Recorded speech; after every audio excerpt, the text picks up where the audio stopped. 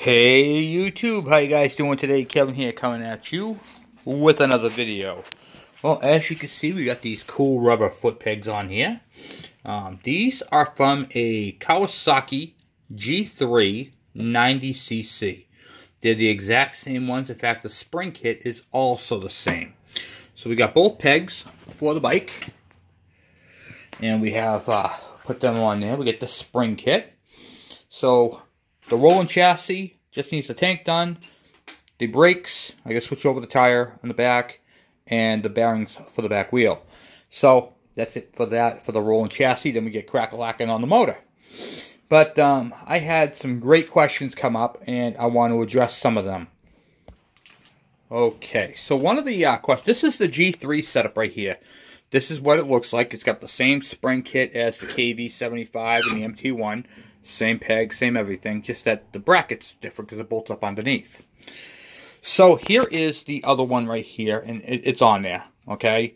I want to show you guys how to take these off without destroying them. There's a real easy way, and I'm also going to show you today. One of my questions is, Kevin, I watched your video on the... I did a red fender, and I brought it back to life, back to red. Will it work on something that's been faded white? Or they're close? I said, well, I don't know. We're going to find out. So I got my Harbor Freight $10. I like using Harbor Freight stuff, and I'm going to tell you guys why in a second. Okay, so I put you guys in the stand. So the reason why I like using Harbor Freight stuff is because, well, one, it's cheap to purchase, not so much in quality, but this is a pretty rugged little gun. I've used it for doing a lot of heat shrinking stuff, and it is a good quality for the most part. I mean, I don't take it and I don't toss it on the bench, which is part of your problem. A lot of people take their tools and they abuse them. I actually roll up my cord and see how it's got a little bit of oil on there from me earlier, so I'm going to wipe that off after. I take care of my stuff. If you take care of this, this thing's going to last you. You guys may have seen that antique heat gun that I use in some of my videos. That I think I paid 25 cents for it at a yard sale. It was either 25 or 50 cents. I don't remember which one it was, but I still use that today. Just because I don't take care of it. In fact, I had an ongoing joke. I wasn't going to buy one of these until I got that one, but this one was such a great deal. Couldn't pass it up. So, and it has more wattage, which my other one's only 1,000. This one right here, if you look on the back side of it, is 1,500 watt right there. So it's a 1,500 watt heat gun, which, you know, I mean, the plastic is a little, you know, distorted. That's how it came. But if you can live with that, this is a good tool, and it's got high and low range for the fan, which is not bad. So I highly recommend this, and you can get this at your local Harbor Freight.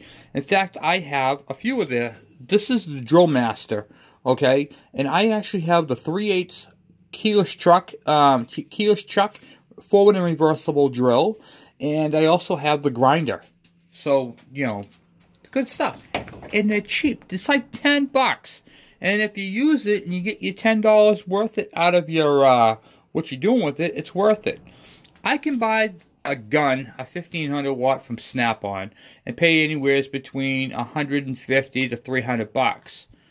And when it breaks down, it's not under warranty because it's electrical. This one here, I paid $10 for it. If it breaks, I'm going to throw it in trash. I'm going to get my butt down the Harbor Freight. I'm going to buy another one. And I'm going to use my points and get something for free. So if I buy this for $10, I have a choice. I can go get something. They offer things for free, so I'll get another multimeter or a flashlight or a what do you call it there, or a blade, you know, razor or a knife or something. You know, I can get something else I'll use later on down the road. So with Harbor Freight, it's a good deal. And I like showing off a lot of the Harbor Freight stuff because, well, you guys are a lot like me. I'm a professional mechanic, but I like using Harbor Freight tools on my channel because that's what most likely you guys are going to be using. So if I'm using the same tools that you're using, it makes the videos a little bit more, you know, understandable. Oh, wow, this guy's using a Snap-on torque wrench. Do we need to get that? No, you don't. You can do it the same way I'm doing it. All right, so let's get into the video. So this is on there, and you can't turn it. It's also, the rubber's very hard, and it's been on there for 1,000 years, we'll say. Okay, no, not really, but I mean it's a 40-year-old machine, you know, maybe a little older. So what I'm going to do is I'm going to crank my baby all the way up to high, and I'm going to heat this thing up. Keep the heat gun moving. You don't want to move it in one spot. See how it's glowing orange? Yeah, you don't want to do that in one spot too long. Now, if you want to restore this, you can wash off the dirt and then keep going at it, and it'll make it look like brand new again.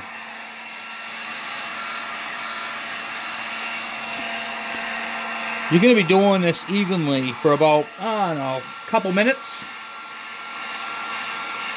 And just keep moving it back and forth. Because I don't need the G3 mount. I need the peg. And all I'm doing is soften the rubber, because right now it's basically glued to it because of the age. Careful getting too close. I was looking at the video. Try not to hit it, you know, like I just did. These pegs for these things, for the Kv75, are about 50 bucks a peg, guys. 50 bucks for that piece of rubber right there. Can you believe it? The G3, you can get both sides for like 20 bucks. This whole piece right here, 20 bucks. 20, 25, right in that realm. So, it's nice to know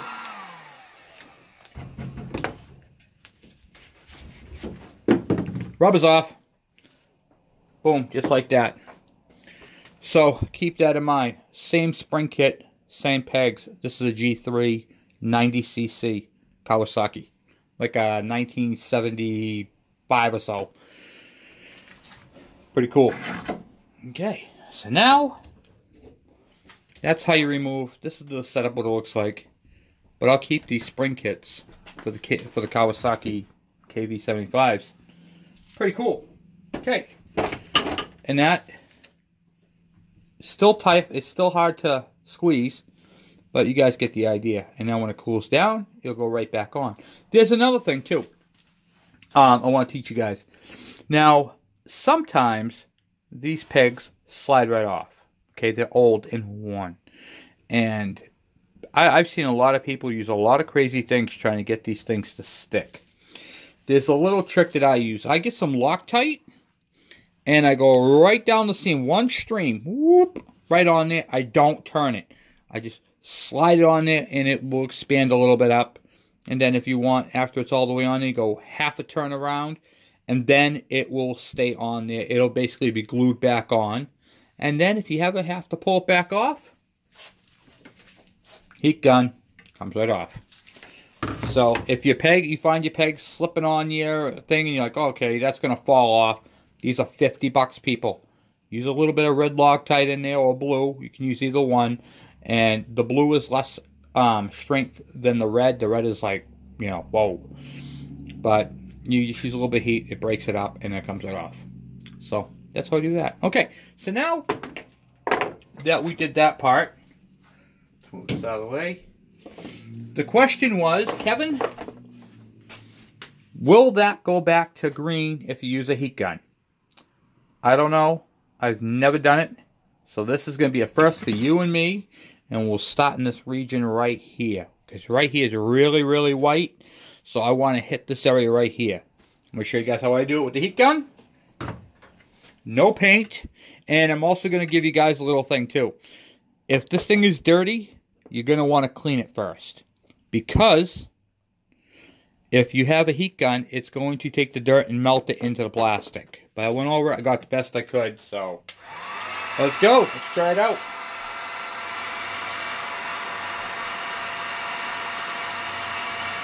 You want to keep the heat gun moving. Don't keep it in one area.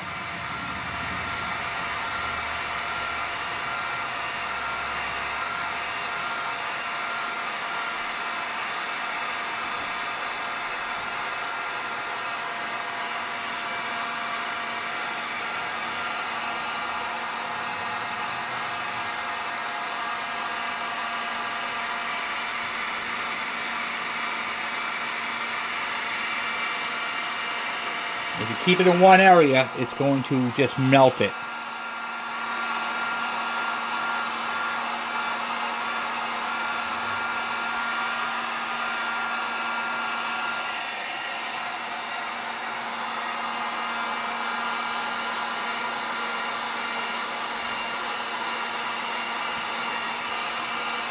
You want to know what the irony of this whole thing is? It was heat that made it look like this in the first place. And now we're using heat again to make it look better.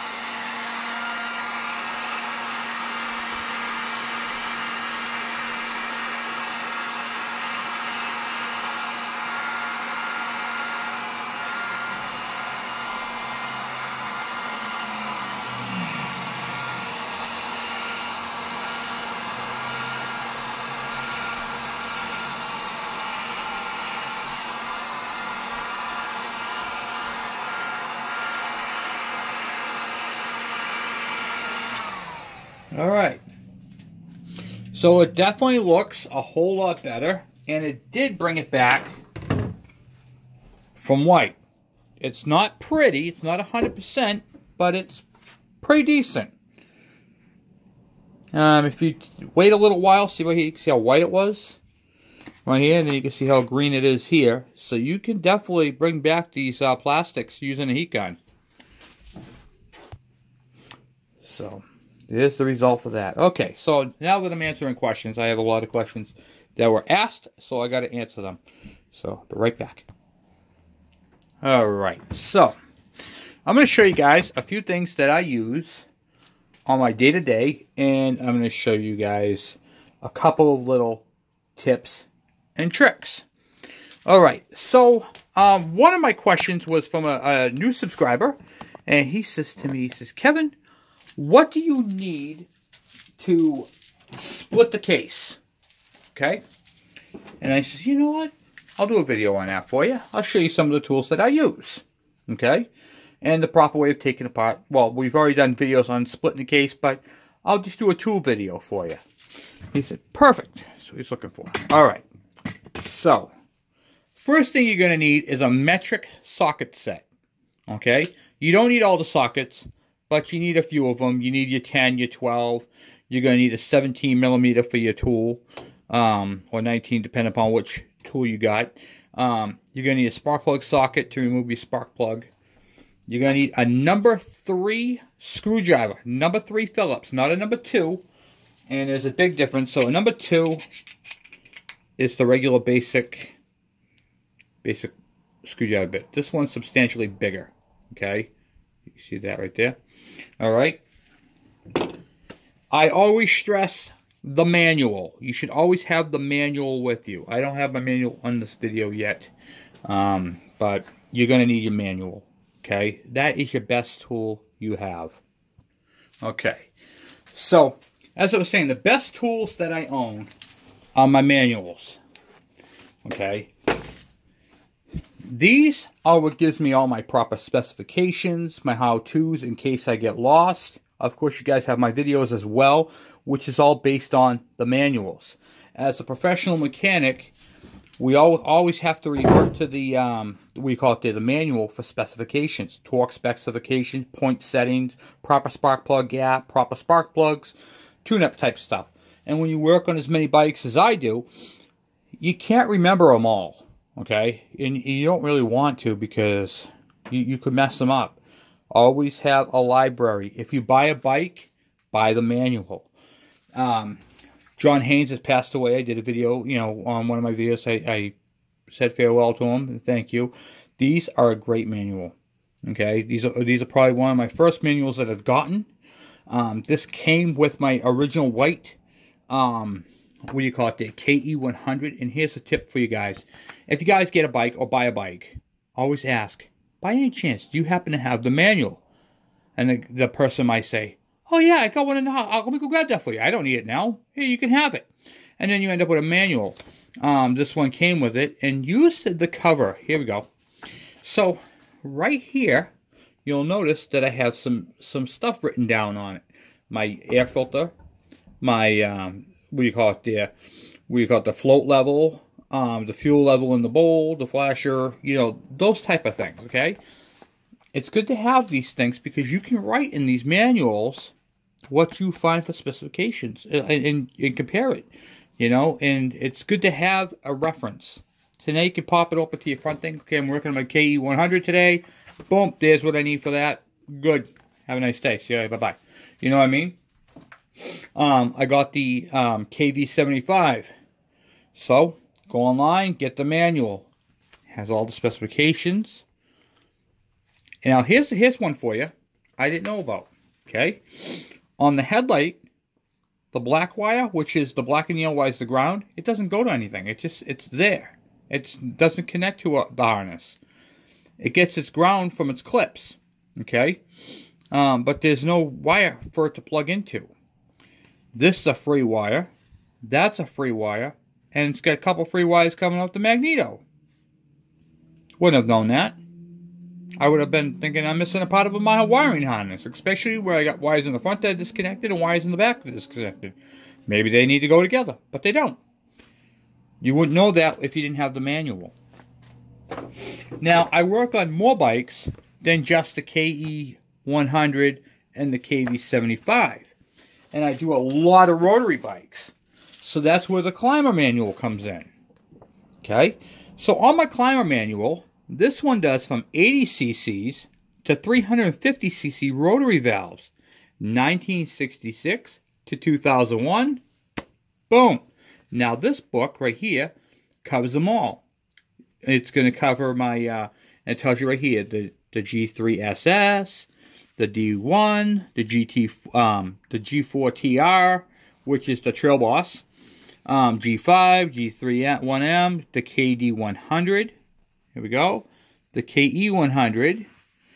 It has the KH100, the KM100, the KV100, and then it goes on to the 125 models. So this is pretty cool. If you flip, I went one page ahead, but look, it covers the KD80, the J series, the MC1, the MC1A, the 1C1B, and the MC1M. Okay, the G3 model, which is that 90cc that I robbed the whatchamacallit there, the foot pegs from. And then it has the G3SS. So, and then it goes to that first page I was showing you, the K, 79 to 100cc engines, D1, GT4R, which we just went over. Goes to 125s, the KD125s, and it's got all the specifications. It's got your ring gaps, your spark plug gaps. It gives you what's earlier, what's later, bore size. Look at this, carburetor settings. It's all on here, guys. Great, thorough manual. So you really need this right here if you're doing more than just KE100s. Or if you have a KD80, a KM100, all those, it's covered here in this climber manual. And the part number for that is right here on the manual, M350-9. Okay? So, that is the one for that one. And, let's see here. And the Kawasaki manual is, the number for that one is right here, so you can see it, 1371 for the Haynes manual, if you're going to order them.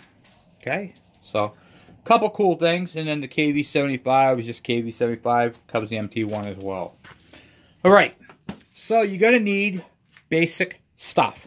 Okay, this is one of my favorite wrenches. It's a Honda wrench. Shh, don't say nothing. It's got the 10mm on one side and the 12 on the other, and it's a great wrench. I use it for everything. I'd be lost without this wrench. An old head gasket. Why do you have an old? I mean, it's old. You can bend it. It doesn't matter. Okay, this is great for scraping gaskets. Now, this is better than a razor blade because it won't cut into the aluminum, but you can scrape the blade off with it. I always keep all my head gaskets. Whenever I have an old head gasket, I keep them because the copper is the best way to scrape a gasket without damaging the gasket surface. And it's fast. It's really good. So it's a good, helpful tip. Keep your old head gaskets. I've said that before, but keep them. All right. I'm just joking about throwing that. I said that because about the, what do you call it there? I don't throw my tools, so that's why I had to do that. Okay, this is a cheapie, Pittsburgh. What do you call it there? Another Harbor Freight tool. Hear the sand in there? This is called a dead blow hammer. This is good for striking the block when you have to separate the case. I don't use a hammer because a hammer will dent the aluminum, crack the aluminum. You're going to need something like this to shock it loose. Also, I use a wedge. Okay, this is a big giant chisel. When I get the block starting to separate, I put this in there and I wiggle it back and forth to move it out. I don't stress on the parts. If I have to put a lot of force on them, I don't do them. And I don't ever hammer on it. Okay? You're just using this. I mean, if you have to go like this with your hand to separate them, I showed you guys where on my last video to grab by the ears and separate them there. Don't go through any of the gasket surface on the motor. This will ruin it. In fact, I'm actually switching over. I found a better tool. I do not have it with me. But if you go to, what do you call it there? If you go to any of the places that sell chainsaws, like Tractor Supply, Walmart, any of your local Abishon, hardware store, all the hardware stores who carry chains and chainsaw stuff, they have plastic wedges. I'm switching over to the plastic wedges. It's the way to go. It's slick. You need two of them. One for the back of the engine, one for the front. I'm actually going to be getting those this week. They are a great tool. I watched a buddy of mine, and he's a lot older than me. He's in the 70s, and he used two wedges as opposed to a chisel, which could mar the block. He's like, Kevin, use the plastic because the plastic will chip and crack and split before the block does. I said, great idea. So, scratch that. Go to the hardware store. Get yourself a couple of wedges. And you could tap on them, too, without hurting your motor. Especially with a plastic one. So, get wedges. Alright. Socket set, metric. We went over that. The number 3. I use a spark plug socket to take the plug out. I don't use a regular socket. It's just because these are made for spark plugs. I don't want to break my spark plug. Little wire brush, just for those little hard to get spots that you really can't get in with the copper. Use a brass. I had to throw it again. Sorry. The brass brush, it makes it nice and, what do you call it there? Forgetting them. I use brass because brass is soft. Okay, I mean, you're not going to hurt your hand with it. Okay, but it's strong enough to remove gasket. Keep that in mind. If you guys have a really tough gasket, I've seen a couple, you can use a heat gun, soften it up a bit, and they'll come right out. Okay, spark plug tool. This right here goes in your spark plug hole, and this is longer, and it's rounded so it won't damage your piston. This is a piston stop, okay? Now, some of you guys don't have access to a piston stop, or you don't want to spend the extra money in buying one. There is a neat little trick. Okay, take the engine, turn it all the way down to bottom dead center. Okay, take a shoelace. Take an old shoelace. This one's a little thinner, but you get the idea. I'm using it as an example, okay? So take a long shoelace. Here's your spark plug hole. Just keep feeding it into the spark plug hole. All the way in. And leave yourself a little bit of a leader to keep out of there. Now, when the piston comes up from the bottom of the cylinder, it's going to take the entire string. Now, right here is the compression chamber, okay, inside the cylinder head. The piston's going to be pushing up all this string into the combustion chamber, jamming the piston. Now the piston is not going to be able to push that out anywhere, so it's going to jam it up. And then you'll be able to take your flywheel nut off. Then, once you get it off, to remove it, all you got to do is turn the flywheel back a little bit, so the piston moves down. This all frees up. Grab your leader and pull it right out of the spark plug hole, and then the engine will spin freely. This does a couple of things, okay? This won't damage the piston, and it's a safe way to stop it from compressing.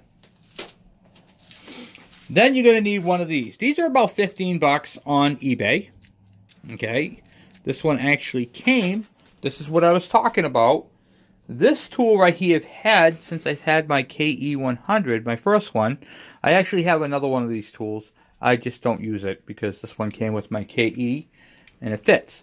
Now, when I asked the guy, you wouldn't happen to have the manual? He says, yes, I have the manual, but oh, I had this tool with it. Okay, so this came with my Kv100. Now, here's a cool thing about this one. This one does both sides flywheels. Now, these are pretty universal. These work on Yamaha, Suzuki, and all that. There's basically two sizes, and this tool's got both sizes. Okay? I used the bigger size on mine as well. And this is reverse thread. So when you go to put this on, instead of turning it righty-tighty, lefty-loosey, it's lefty-tighty, righty-loosey. So you're going to turn this backwards to tighten it in, the reverse threads. And then this is correct threads. So this is turned right to tighten it. It pushes out, and what it does is it pushes out. So this has the flywheel, and this pushes on the crankshaft and goes through. Never use a hammer. You can ruin your magnets. You can dent your flywheel, which could hit the one of the magnets when it spins. It's very bad to do that. So make sure you use the proper tools, guys. Okay, so the last part that you're going to need to break all the screws free on the engine is this little guy right here. This is an impact driver. This is made by KD Tool. You can get one of these at Harbor Freight. They're fine. And to work this, you take one of the bits, stick it in like that. This has, I don't know if you can see it or not, but left and right. So you're going to put it to the direction. You're going to turn to the direction. You see right here, I can turn it to the right. I'm going to turn it to the left because that's the way I'm going with it. Put that on there. You take your hammer. You can use a steel hammer on this because you're going to want to get a good hit. And then you give it a good old crack on it. And there's a spring in there. And what it does is it pushes, and there's a cam lever, and it twists a little bit. So it pushes and twists at the same time. This will protect your screws so you don't strip them out. And it works out pretty good. And if you have a one you can't get out, like a longer one, like say you can't reach this in there because you need longer, just put a 3/8 extension on it. And you can also use this tool for other things. So you got a socket, a bolt you can't get out. Now you can put a socket on it, put it on there, boom. Now you got an impact driver. You can use this on your car if you can't get your wheel off. Comes in handy. So those are the tools right there that you use for splitting the case on your, basically on your Cowies. So, or Hondas or whatever. So these are what I use. Your torque wrench. I don't have a click style. I use a style right here because I like it. I like to feel it and see which way it goes, and I get a feel for the torque. And I know if it's going to strip out or not. Like if it feels like it's going to give, then I'm not going to use a click one. It's too late. This one here can at least save the threads.